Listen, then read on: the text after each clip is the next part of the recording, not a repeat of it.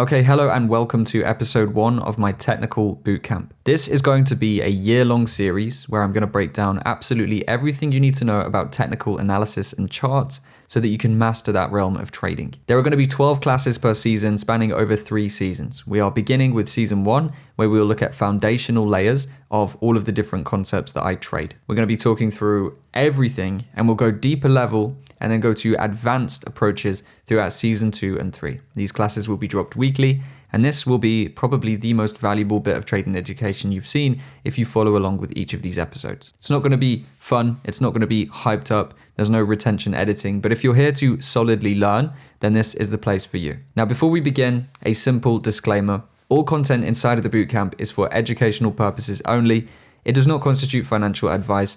Trading is risky. You know this. You should trade safe, study deeply before you risk real money, and trade in simulations to master the approaches that you learn. With that said, let's get into today's class, which is, as episode 1, a focus on price action. I'm going to give you an introduction to candlestick trading and price action trading as a whole. I'm going to explain to you why price action beats any other form of analysis, and I'm going to show you the best concepts to use and which ones you should ignore.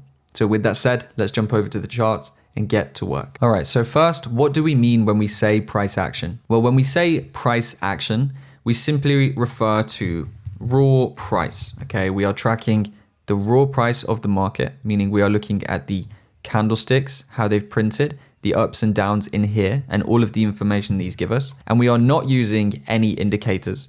We are not going to use any external factors. We focus purely on what the price is telling us. Now, a lot of people opt to use indicators, and I'm going to tell you why I don't like this and why I prefer to focus on raw market price.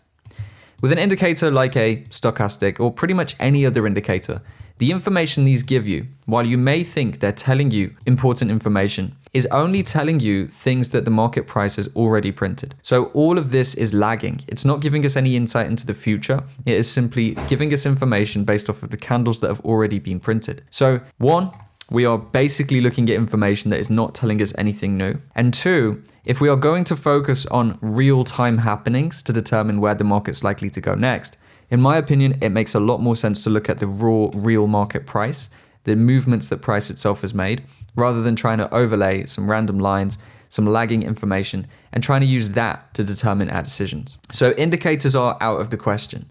Now, we may introduce a couple throughout the series, but these are things like session indicators, which simply mark out different times of day to show you the important times to be trading at. This is not an indicator in the sense that it's giving us any information.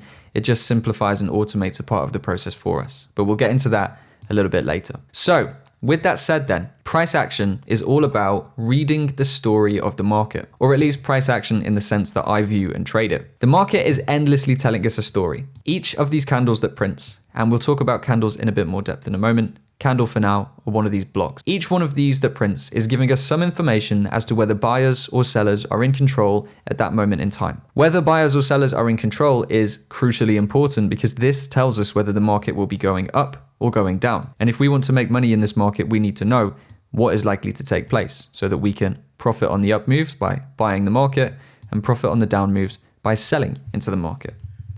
So when we're looking at raw price action then, there are a few concepts that we want to, number 1, focus on, number 2, avoid.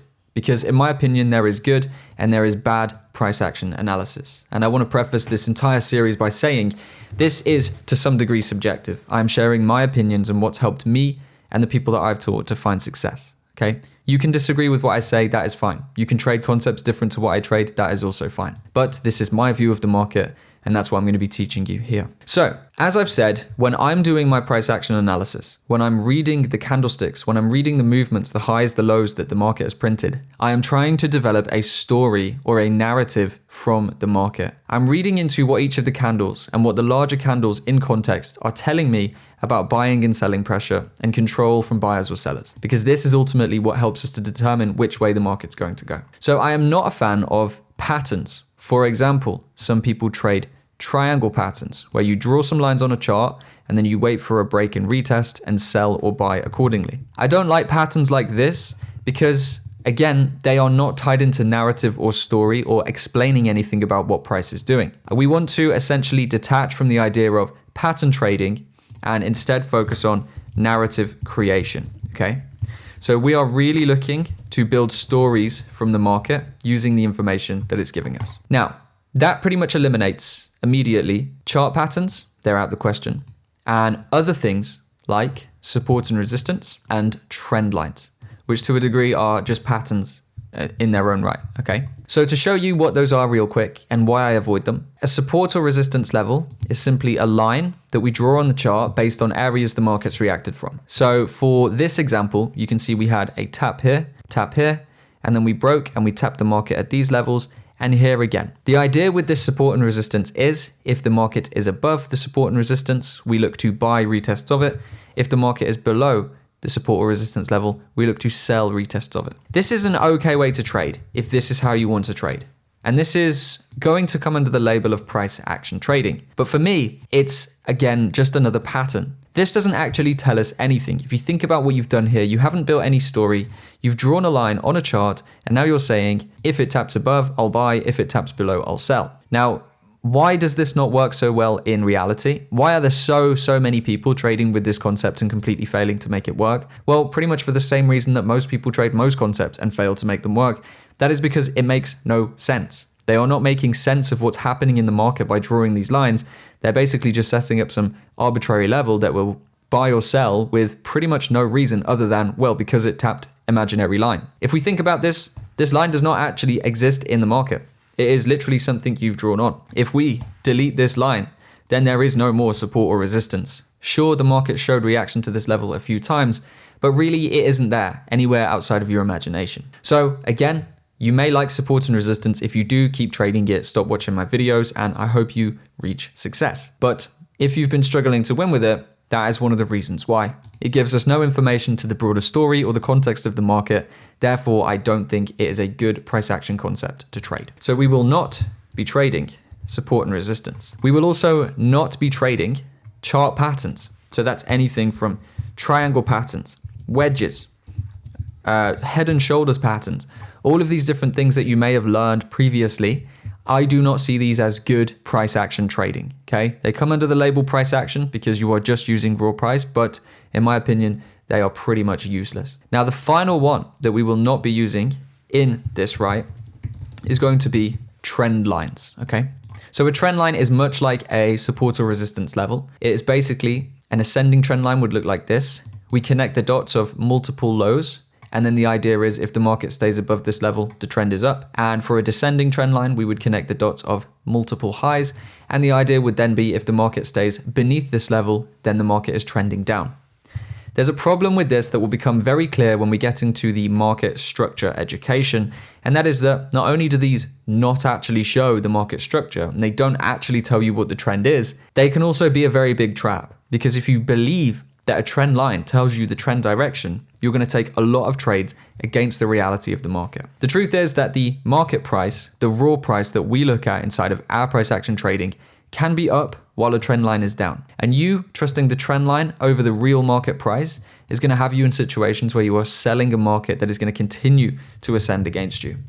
The same can be true for when a trend line breaks. A core way of trading these trend lines is if the trend line breaks and closes, you look to sell. But as you can see in this example, it broke, it closed, and then it just bought again. From the market structure view that I use, this is completely obvious because the market continued making highs and lows that lead us to believe the market should keep going up. So trend lines, again, they are pattern-based, they are not contextual, they do not help us build narratives, and they also fool us more than support or resistance because they give us false signals as to determine the direction of a trend. So for me, I focus on narrative creation. The lessons you learn in this bootcamp will focus on narrative creation. We will not be using pattern-based analysis, pattern-based price action concepts like support and resistance, chart patterns, and trend lines. We are learning to read the story the market tells us, not stick patterns on a chart and hope that it works out. So with that said, that's an introduction to price action. In regards to the concept, I will not be trading in this bootcamp. If you trade these, again, continue to do so if you think they are good. But for me, these are no good. These are not going to help us to build our narratives. These are not going to help us to read the story of the market. Therefore, they are chopped off my list. Now, before I talk about the concept I do trade, I want to dig into these candlesticks and show you what an individual candlestick actually shows and how we read these to determine information from the market, because this is a very important point leading into pretty much everything else we do. So let's do that now. So the charts that we use for our price action trading are called candlestick charts, Japanese candlestick charts. What they are showing is a series of individual candles, and each candle, so each one of these little gray or blue sticks, for you they might be green or red, can be any color you want, is showing price movement within a specified time frame. Now here we're looking at the 1 hour time frame, which therefore means each of these candles is showing price movement within 1 hour, okay? Now, to talk you through the anatomy of these candles, and even if you think you understand candles, you should watch this, because we're gonna go deep into why the candles are doing what they're doing and how we read them, which is the more important part. Each of the candles looks like this, okay? This is what we would call a bullish candle, the blue one, and the gray one is a bearish candle. Now, a candle is made up of basically two parts. We have a candle body and then we have candle wicks. The body is the large, solid, colored part, and the wicks are the little sticks that come off either end. The candle body shows confirmed price movement within a given time frame. So if we liken these to the 1 hour chart, each candle would be 1 hour of price movement. A bullish candle will have an open price lower than the close price. This is the price the market was at when the hour began. And then it will have a close price, which for a bullish example will be higher than the open price. And this is where price was sitting when the hour closed. As soon as the hour closes, another hour will begin, and we will have an open price on the next candle immediately. If the market then moves down, we get a close price which is lower, and the candle body for that hour would actually show us bearish price action, confirmed bearish price action within that given time frame. Okay, so the candle body is simply how much the market moved within a specified period of time. For a 15-minute chart, that's how much the market moved in 15 minutes. For a 4-hour chart, it's how much it moved in 4 hours. It's nice and simple. Now the wick, then, what does this show? Well, wicks show us rejected price action within a given time frame. What this means is this is a price point the market pushed to at some point within that specified time period, in this case an hourly, so within 1 hour, but did not close at. So simply, the wick up here just shows us that the market at one point had a candle body that looked like this. The market was pushing higher, but then before the hour closed, it ended up coming back down, which is why we say the price up here was rejected, because the market wasn't able to close at those levels. It also means at some point, the market actually came down here. So the lower wick indicates to us that this market was, for some period of time, actually bearish within this hour, okay? We opened here and we traded lower than the open price, but we pushed all the way up, closed up here for the end of the hour. So these bodies and these wicks give us a lot of information that we can use to our advantage, and they're actually pretty much staple in helping us build our narratives, because what a candlestick shows is basically buyer psychology and buyer action and seller action within a specified time period, all right? And we get a lot of information from these bodies and wicks. So we're gonna talk about this in considerable depth soon in a class on momentum.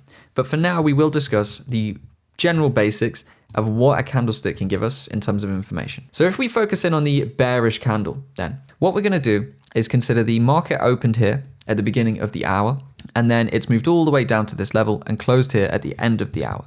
The additional attempt to go higher and the additional attempt to go lower can provide us some information. In a candle like this, where it's exceptionally bearish, moving from here down to here within this specified time period, we wouldn't worry too much about the lower wick because it's not too big, and we definitely have a notable amount of seller control within this time period. The way we want to think about candlesticks is a battle between buyers and sellers, a game of tug of war, and we can see who's in control when the candle closes by determining how large and strong the candle bodies are versus the wicks. So for an example like this, we would be interested in basically seeing that the wick at the top was rejected, showing buyers were pushed out, they were rejected from this market, they weren't able to push this market higher, okay? Then the close all the way down here indicates that sellers were clearly in control over the buyers. There's more selling than buying taking place. Therefore, the market has managed to move lower because supply is increasing, demand is decreasing. The market then gets down to this level, and although we do have some rejected lower prices, the candle body is so large, even closing here, that we would indicate this is definitely a bearish candle, okay? So from this, we would generally mostly be interested in continuing to look in the downward direction for future trades. We would expect this market is one that is likely to move lower. Now, of course, bigger picture context matters, as you will learn throughout this bootcamp. We don't really base trades just off one individual candle, but they can give us significant information that we use inside of a larger context, okay? So to explain how it can give us different information, let's take a look at an example. If we just pull this over here, give it its own space. Let's take a look at an example where this would give us more of a deeper insight, essentially, because this is quite a normal bearish candle. It's just going to tell us, okay, the market's selling. It's probably going to continue selling. But if we were to have a candle like this, for example, which has opened at this price level, it has pushed all the way down here, but then it has closed at this price level. We could say, well, this is a bearish candle because the market closed bearish. But we have to think about what this rejected price is telling us. If we look at this, as we've just said, as a battle between buyers and sellers, we see that sellers attempted to take the market all the way down here. They came in with force. However, at some point before the hour ended, buyers have pushed the market all the way back up towards the open price. So this candle actually tells us, although it's a bearish candle in reality, it tells us something very interesting. And that is that buyers have kicked in at mass force somewhere down here and actually reversed pretty much all of the price action that sellers achieved throughout this given hour. Well, this could actually be a reversal indication. This could give us some insight, although the candle closed bearish, that maybe the next candle, or at least very soon, could actually start leading us to the upside. Because we've obviously seen every time we get down here, or at least up to this point, buyers are kicking in such force that they're basically taking over every bit of movement that sellers achieved in that time span. This could basically indicate the turning point of the market where we may lead into higher prices and stop moving in a bearish fashion. So that's just an example as to how we can pull information from candlesticks. Instead of just looking at static patterns on these charts, you can read into pretty much exactly what's going down by just reading the candles in this light. So, as I've said, we will get deeper into candlestick anatomy and how this momentum works on a broader scale when we get into the momentum class. But for now, I'm going to leave it at that. You now understand what candlesticks are, and hopefully this explanation has showed you how I start to do this in context. You understand I'm trying to read stories from the market, and this is how we do it from an individual candle basis. So now let's talk about the concepts that I do like and will be teaching you throughout this bootcamp. Okay, so when it comes to the price action trading that I do, we've already discussed that I don't like to trade with the basic retail concepts, should we call them, which are essentially like support and resistance and trend lines and things like that. I prefer to operate with something I call logic-based concepts, and that's simply because these make the most logical sense to me and they help to build the story in the best way. To list these, we have market structure, we have supply and demand. Now this one is a really big one. When we get into the supply and demand class, that will change the game as to how you see the markets. We have market efficiency, we have momentum, and we have liquidity. Now, each of these concepts, doesn't matter if you don't understand them yet, and if you believe you do, you're probably going to learn more about them in this bootcamp than you already know now. Each of these concepts serves a role, serves a purpose in helping us to determine our overall story and narrative for the market, which is what we use to then take good trades. So structure refers to the direction the market is trading in, and we use high and low structure. So we simply mark the lows and the highs in the market to determine whether this is going up or if it's going down. And this is a very simplistic, but there's a lot to it, does get pretty elaborate, way for us to actually analyze the direction of the market. We're gonna get into this, I believe, in the next class. Supply and demand refers to areas where notable buying and selling is entering the market. We use supply and demand to determine where to get into trades and to determine high probability areas to, number one, target, and number two, execute positions. So a demand zone would look like this. Of course, this is very simplistic right now, and I don't expect you to understand it. But so far from this market, we would identify the high-low structure and realize this market is heading to the upside, and we would use supply and demand to actually find the execution point, which would be the zone just here. So we'd be looking at buying from this level to take this market higher as it has.